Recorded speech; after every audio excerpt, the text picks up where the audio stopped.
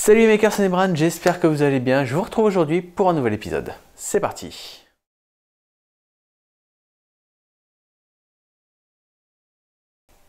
Bien, et avant de commencer, voici le nom du gagnant du dernier giveaway, le giveaway spécial Halloween. Alors pour ceux qui ne me suivent pas sur Twitter, voici le résultat de la lanterne une fois peinte. Donc je l'ai peinte tout simplement en noir, j'ai tout assemblé et le résultat est vraiment sympa je trouve. Il y a bien un contraste entre le crâne et tout, donc je trouve que c'est plutôt pas mal. Donc voilà, ça partira lundi au courrier pour être sûr que ça arrive pour Halloween. Et pour la vidéo d'aujourd'hui, on va rester dans ce thème.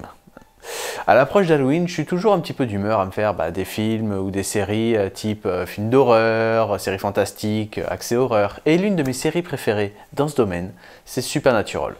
Franchement, si vous n'avez jamais regardé, je vous le conseille, c'est probablement l'une de mes séries préférées juste après Stargate. J'adore d'ailleurs, généralement à cette période de l'année, je me refais toujours un petit marathon. Et il y a de plus en plus de saisons, donc ça prend de plus en plus de temps.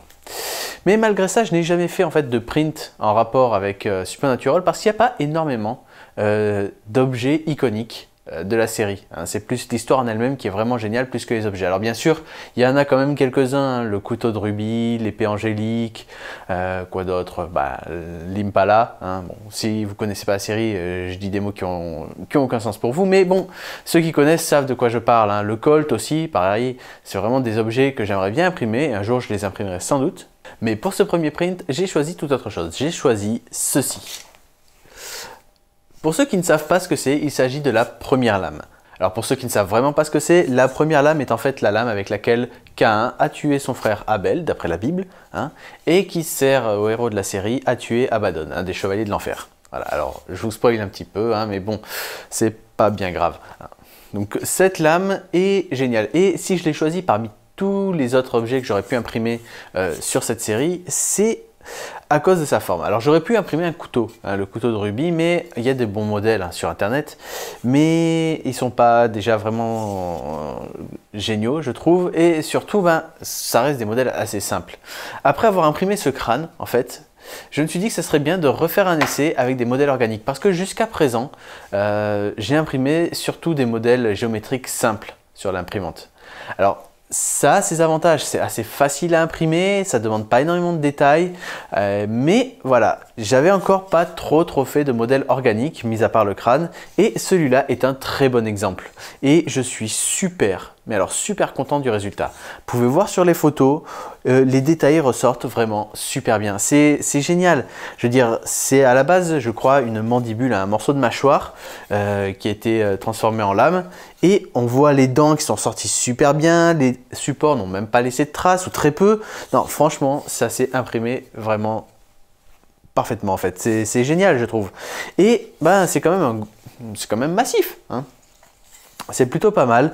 Ça montre encore une fois que l'imprimante arrive à sortir des modèles organiques de très bonne qualité. Je veux dire, j'ai pas fait de post-production dessus et c'est propre. C'est propre. Là où j'avais un petit peu peur avec les overhangs comme ici ou quoi que ce soit, il n'y a quasiment pas de problème. Un peu de traces, mais ça c'est les supports qui ont laissé des traces. Mais franchement, le résultat est juste magnifique. Et ça prouve une fois de plus que la Nycubik Chiron est capable quand même de faire de très bons prints. Là, c'est du modèle organique. Après, il va falloir que j'essaie de très gros modèles pour voir si elle est capable de gérer ça sur toute la surface. Mais en attendant, sur un modèle organique, je trouve ça vraiment génial.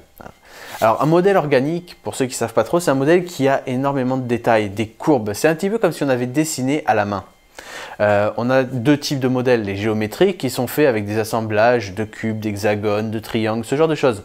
Et les modèles organiques qui sont généralement plus travaillés. Alors, c'est pas qu'ils sont mieux faits ou quoi que ce soit, c'est juste qu'ils sont plus travaillés parce qu'ils en ont besoin. Tout simplement, des designs plus précis.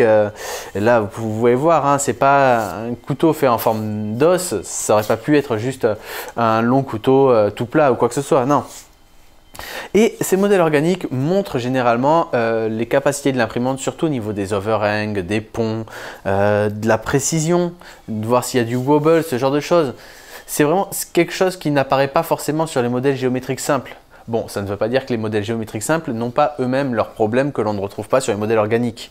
Sur les modèles géométriques simples, on aura beaucoup plus le phénomène d'écho, qui fait que par exemple, si on utilise le modèle, vous savez, ces petits modèles de cubes que l'on utilise pour tester les axes, voir si ça imprime correctement à la bonne taille ou quoi que ce soit avec un X, un Y et un Z dessus. Eh bien, généralement sur ces modèles, quand on quand on les imprime, c'est au début quand on a notre imprimante et on voit assez fréquemment, par exemple sur le X, on voit toutes les barres du X qui sont répétées en vague en quelque sorte.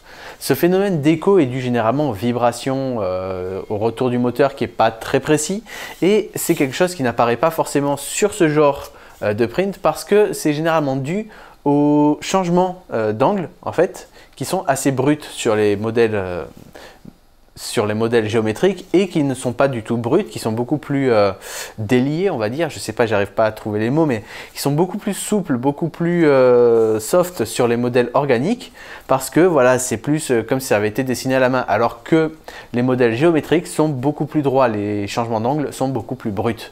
Du coup, on retrouve ce genre de problème plus souvent sur des modèles plus simples. Alors que sur ce genre de modèle, ben, si on trouve de l'écho, c'est vraiment qu'il y a un problème. Non, parce que chaque détail ne se répercute pas. Généralement, ce n'est pas des variations soudaines d'angle ou quoi que ce soit.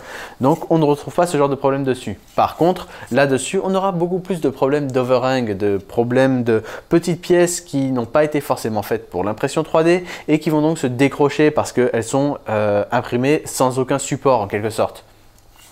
Donc voilà, chaque modèle a ses particularités, ses défauts que l'on retrouve plus sur l'un que sur l'autre, mais au final, réussir à imprimer les deux sur une imprimante, c'est généralement gage de qualité pour la machine.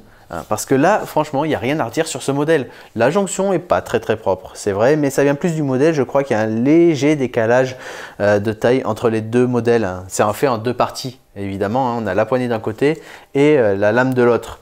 Et il y a un léger décalage de taille qui ne vient pas de l'impression, mais qui vient purement en fait, peut-être il y a 1% ou un demi% de différence entre la taille de celui-là et la taille de celui-là. Mais bon, c'est pas bien grave puisque le résultat se voit à peine. Il faut regarder pour le voir, il faut regarder sur la jonction, voir que le manche est un peu plus grand. Mais mis à part ça, franchement, ce résultat est juste génial. Et si j'ai imprimé également ce modèle, c'est parce que tout simplement, je l'avais promis à une amie depuis un moment et que c'était l'occasion ou jamais. Je ne m'attendais pas à ce que ce soit un modèle aussi complexe pour l'imprimante. Et quand je l'ai sorti et quand j'ai vu le résultat, parce que je n'avais pas forcément très bien vu sur le modèle à quel point c'était complexe, mais quand j'ai vu le résultat, toutes les dents qui sortent super bien, j'ai été ravi parce que c'est au final quelque chose qui donne une très bonne image de ce que peut faire l'Aquiron. Et voilà, donc c'est tout pour cette vidéo. Je vous mets le lien du modèle dans la description. Si ça vous intéresse, je vous conseille vivement de regarder Supernaturals. Et moi, je vous dis à la semaine prochaine. Ciao!